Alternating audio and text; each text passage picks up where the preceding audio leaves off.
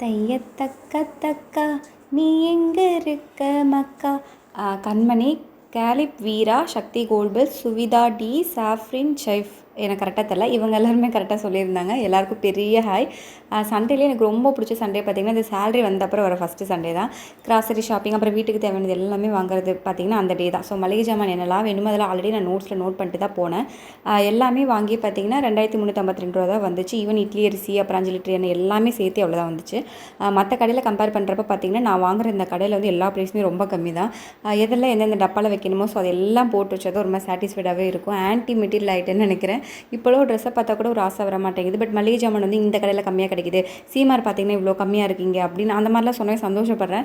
இன்றைக்கி சிக்கன் தான் வந்து அரைச்சி வச்சு குழம்பு பண்ணியிருந்தேன். எல்லாமே எடுத்து வச்சு கவுண்டர் டாப்பை ரஃபாக ஈர துணி வச்சு ஃபுல்லாக தொடச்சி விட்டுட்டேன். இந்த ஒர்க்கில் நான் பண்ணிகிட்டு கண்ணு வந்து பாத்திரம் ஃபுல்லாக விளக்கிட்டு துணி ஃபுல்லாக மடித்து வச்சுட்டு இருந்தா. சரி, இன்றைக்கி சாங் என்னென்னா, 7 என்கிறாய் என் 7 ஸ்வரம் அவன், 7 ஜென்மமாய் என்னை ஆள வந்தவன் அவன், வேறு யாரு கண்ணாடி பாரு. கெஸ் பண்ணுங்க. இன்னொரு விளாகில் பார்க்கலாம்.